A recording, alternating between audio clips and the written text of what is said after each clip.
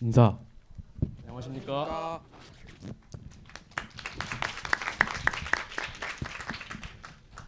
저희는 개포고등학교 물망초와 꿀박사들입니다. 지금부터 프레젠테이션을 시작하겠습니다.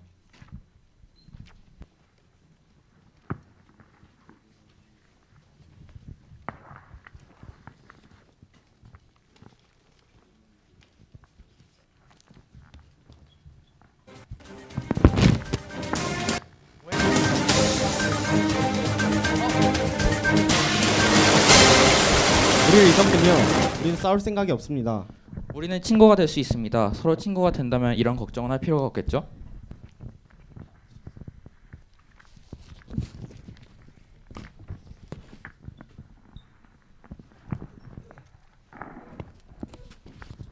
네, 지금의 상황을 보시면 탈북 학생의 수는 이렇게 꾸준히 증가하고 있으며 2008년에서 2016년 사이 채 10년도 되지 않은 시간 동안 약 3배나 증가했습니다. 탈북 학생은 꾸준히 증가하고 있고 학업 중단율은 낮아지고 있습니다. 학업 중단율이 낮아지고 있는 것은 긍정적인 현상으로 볼 수도 있겠지만 자세히 들여다보시면 학업이 가장 중요해지는 고학년의 중단율은 더욱 증가하고 있다는 것을 알 수 있습니다. 학업을 중단하는 가장 큰 이유는 성적 부진, 따돌림 등 학교 부정의 내용이 가장 많았고 고학년일수록 학업 중단율이 높은 것을 보면 학년이 올라갈수록 학업에 대한 경쟁력이 치열해진다는 것을 알 수 있습니다. 가장 중요한 시기에 자신의 꿈을 포기하는 것 같아 같은 학생 입장에서 보았을 때 너무 안타까운 일이었습니다.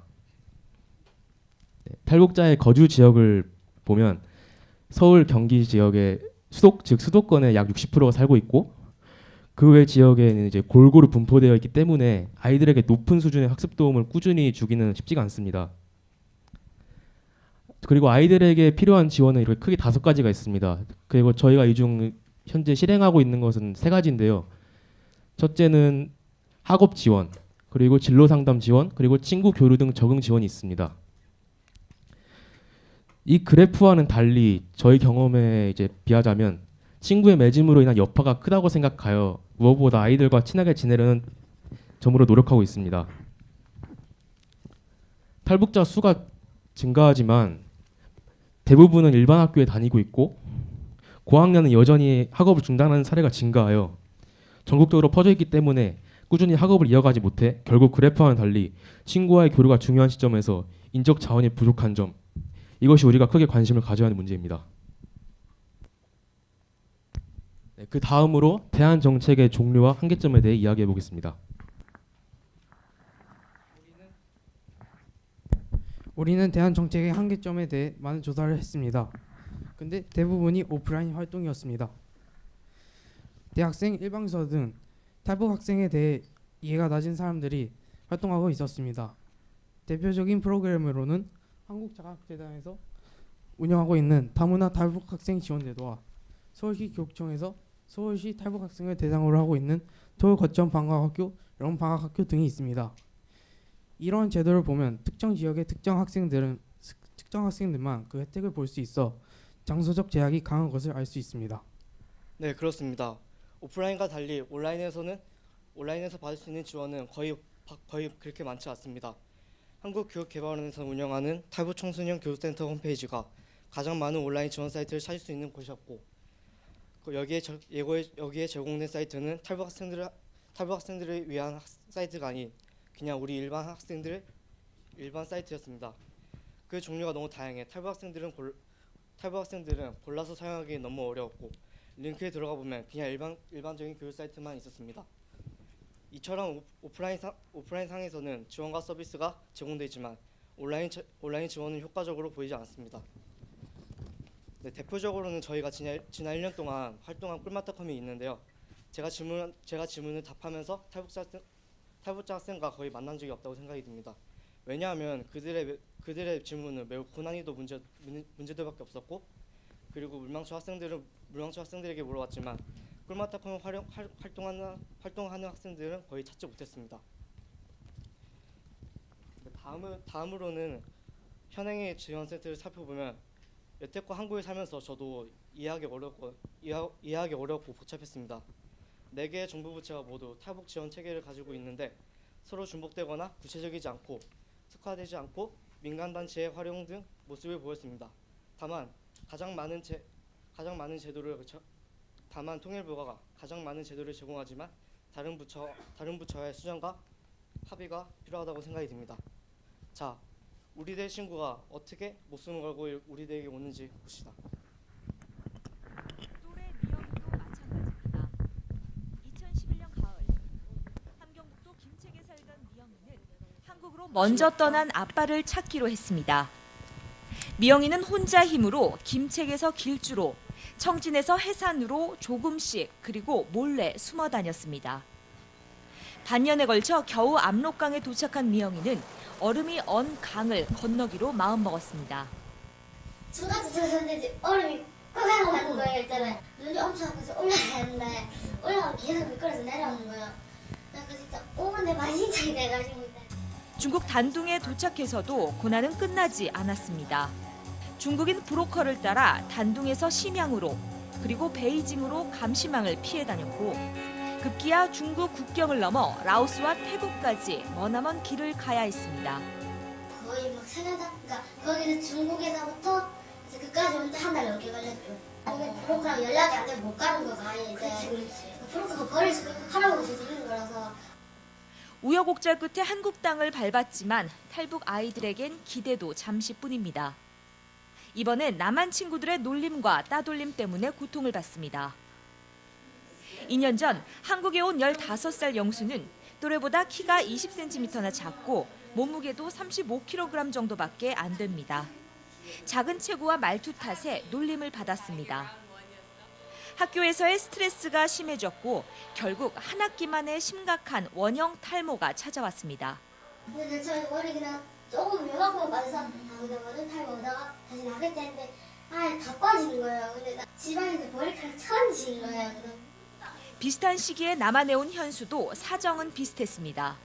애들 먼저 거실을 버려도 참고 참았는데 저도 모르게 보내준다는 게 걔가 그게 다 멀어진 거예요. 하지만 함께 탈북한 엄마의 보살핌 덕에 깊이 반성했고 대안학교에서 새 삶을 시작하게 됐습니다. 어린 나이에 사선을 넘어야 했던 청소년들이 남한에서 받은 상처를 치유하는 게 학교 측의 바람입니다. 한국도 알고 북한을 또 알고 있는 학생들이 통일세대 인재들로 자라날 수 있도록 각자의 분야에서 리더로 설 수 있는 그런 학생들이 되었으면.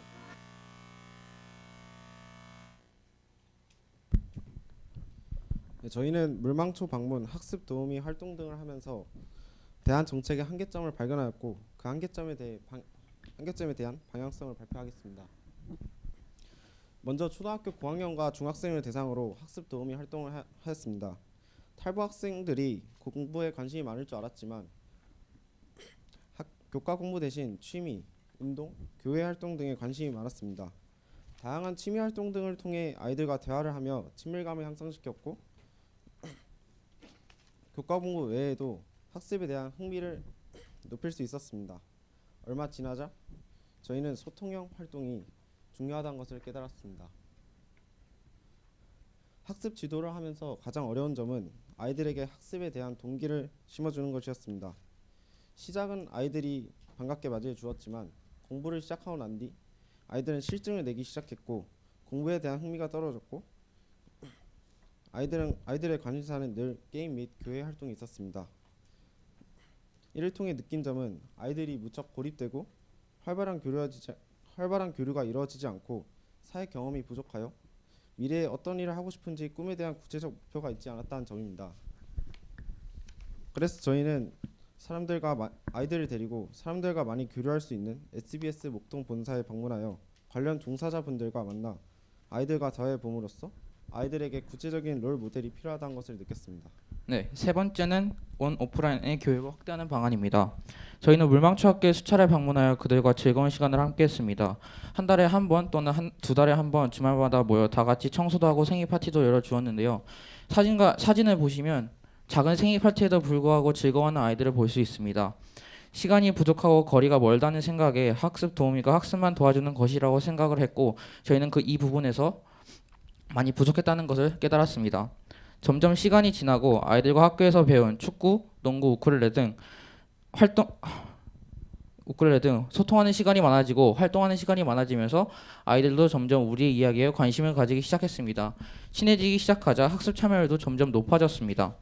칭찬하고 격려할 때 기뻐하고 웃는 아이들을 보고 느낀 점이 있다면 온 오프라인 교육을 확대하고 학습에 긍정적인 영향을 주기 위해서는 아이들과 직접 만나고 같이 이야기하며 두터운 인간관계를 형성해야 한다는 것입니다. 저희는 물망초 학생들이 하루의 대부분을 핸드폰 게임과 함께 한다는 소리를 듣고 와 정말 우리와 다르지 않구나 라는 생각을 하게 됐습니다. 저희가 매주 방문하여 관리해 줄 수는 없는 노릇이었기 때문에 차라리 게임을 즐겁게 하는 방법과 시간을 정하고 컨트롤하는 방법을 알려주자는 의견이 나왔습니다. 또 게임 시간을 줄이고 카톡과 문자 메시지를 통해 우리와 더욱 소통하는 그런 시간을 가지자고 말했습니다. 이를 통해 아이들과 온 오프라인에서 모두 접할 수 있었고 좀 더 자주 접하고 직접 만나는 데 한계가 있는 오프라인보다는 시간과 장소에 제약이 없는 온라인 정책에 집중해야겠다고 생각했습니다. 자, 이러한 결과를 바탕으로 좀 더 구체적인 정책 방법을 제시하려고 합니다. 보다 효과적이고 구체적인 탈북 청소년 교육 지원 정책을 제안하고자 구글과 카톡 등의 매체를 이용해 설문조사를 실시하였습니다. 이 조사를 통해 일반 학생들의 탈북 청소년들을 어떻게 생각하는지 자세히 알 수 있게 되었습니다. 그리고 탈북 청소년들에게 정말로 필요한 지원이 무엇인지 알아보기 위해 탈북 청소년들을 연령별로 나누고 그다음에 지원 내용과 지원 형태로 나누어서 이렇게 그 매트릭스를 작성했습니다. 여기 색칠되어 있는 매트릭스들이 저희가 그 다른 정책들과 다르게 저희가 더욱 신경 쓰고 있고 이것에 대해서 정책을 냈다고 볼 수 있습니다. 또한 현 탈북자 청소년 지원 정책의 한계점으로 지적되고 있는 복잡하고 중복된 정책들을 통합 관리할 수 있는 원스톱 지원센터의 구축을 제안합니다. 그리고 저희를 포함한 모든 고등학생들이 학습에 많이 사용하고 있는 EBS 사이트에 탈북 청소년들의 학습에 도움을 줄 수 있는 특화된 메뉴를 신설할 수 있도록 기획하였습니다. 그것은 바로 여기 있는 그 통일도라는 것인데요. 이것이 학교 공부 도우미, 남한 사회 이해하기, 1대1 채팅 도우미, 친구 만들기 등처럼 탈북 청소년들을 위한 특화된 서비스의 제공을 할 수 있도록 생각한 것입니다. 그리고 마지막으로 저희가 지난 1년간 활동한 꿀맛닷컴의 꿀박사를 통해 좀 더 구체적인 예를 들 수 있습니다. 구체적으로 보자면 꿀박사 1촌 친구 만들기, 탈북 학생 전문 꿀박사 양성, 꿀박사를 전국 단위로 확산, 오프라인 활동 연계하기, 탈북 학생 피드백을 통한 향후 지원 프로그램을 개선하는 것 등이 있습니다. 저희가 이러한 정책을 내면서 시의원님께 함께 토론을 해본 적이 있습니다. 그때 시의원님께서 지금 당장 실현해도 성공할 가능성이 큰 정책들이라고 칭찬을 받은 바가 있습니다. 이상입니다. 네, 지금까지 저희 개포고등학교 물망초와 꿀박사들이었습니다. 감사합니다. 네, 시간을 많이 아껴주셨습니다. 감사합니다. 그 심사위원분들 질의응답 듣도록 하겠습니다. 네, 활동 잘 봤고요. 함건우 학생에게 질문 하나 드리겠습니다. 그 애초에 물망초 학교에 가셔서 활동하시게 된 계기가 무엇인지 궁금하고요. 그다음에 권호준 학생은 실제로 초등학생들 말고 여러분 나이 또래의 탈북 청소년을 만나보신 적이 있는지 질문 드립니다.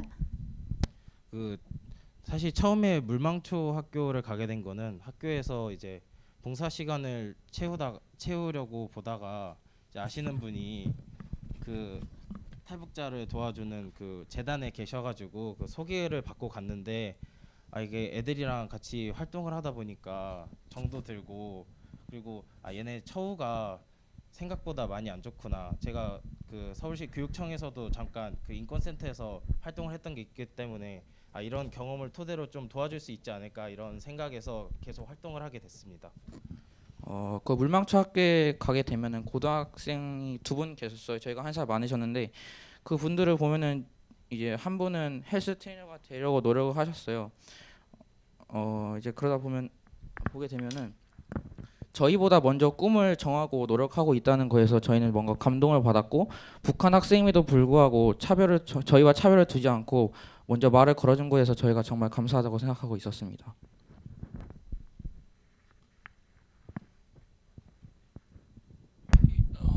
가운데 있는 학생 이름이 조성우 학생. 저 우리 초등학생들하고 이렇게 래퍼 형성을 하고 난 다음에 학생들의 학습 참여율이 높아졌다고 했는데 어느 정도 같이 지내면서 시간을 보내더니 아이들이 그 마음을 열고 변화했는지, 그리고 어느 정도 학습에 참여했는지 그걸 한번 이야기 좀 해주세요. 네, 저도 처음에 올해 처음에 했었거든요. 물방초를 하면서. 근데 처음에는 되게 어색하고 다 몰라가지고 그냥 혼자 있었거든요. 저도. 그런데 되게 많이 힘들었었는데 그 한 학생이랑 되게 친하게 한번 지냈어요. 탁구를 치면서 친하게 지내다가, 그리고 그 학생은 약간 공부는 별로 흥미가 없어가지고 그냥 운동을 좋아했거든요.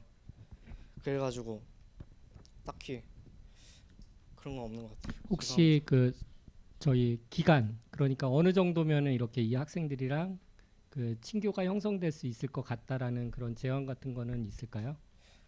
그 한번 계속 만나보다 보면 되게 친해질 수 있는, 우리랑 똑같은 다 우리랑 똑같은 또래거든요. 보면 그리고 금방 친해질 수 있어요. 정말. 네. 네, 수고 많았습니다. 나영훈 군, 일단 사람 인연이라는 게 이 대회를 위해서 만나는 건 아니죠. 네. 네. 그럼 향후에도 어떤 계획을 갖고 있나요? 한번 맺은 친구일 수도 있고 형일 수도 있고 동생일 수도 있을 텐데. 향후에도 계속 만나러 갈 예정입니다. 약속했어요? 네. 네, 혹시 방청객에서 질문 있으신 분? 네.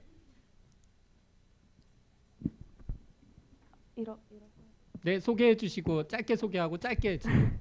네, 안녕하세요. 가온고등학교 그린날의 김주명인데요. 제가 작년에 한겨레 고등학교를 방문을 한 적이 있어서 거기서 친구를 맺은 적이 있거든요. 탈북 청소년들과. 근데 제가 이 팀에서 발표하신 부분은 대부분 연령대가 낮은 탈북 청소년들을 대상으로 공공정책을 발표해 주신 걸로 제가 잘 들었는데요. 제가 만나본 친구는 26살인 언니인데 저랑 나이가 같은 교육과정을 배우고 있더라고요. 그래서 저는 그 부분에 있어서 다소 수준이 맞지 않는 교육을 받고 있지 않나라는 궁금증이 들어서 이 부분에 대해서는 어떻게 개선이 가능할지 그 의견이 궁금합니다. 저희가 초등학생 위주로 정책을 낸 이유가요. 그러니까 우리나라 그 교육 정책을 보면 초등학교 때 배웠던 게 중학교로 올라가서 나오고 중학교 때 봤던 게 또 고등학교에 돼서 심화로 나오기 때문에 그 북한에서 온 아이들은 그 나만의 교육 방식을 처음부터 듣지 못해가지고 연령대에 상관없게 그 초등과정부터 듣게 되는 경우가 있어요. 그래서 늦게 온 분들은 그런 경우가 있고 일찍 오면은 그래도 많이 남한 교육 과정을 따라가는 추세이긴 합니다. 네, 아주 이 참가자 질문까지 굉장히 깔끔하게 시간 내에 저가 하고 있는데 치시면 어떡하십니까? 예. 발표 개포고등학교 학생들 발표 수고 많이 하셨습니다. 큰 박수 부탁드립니다.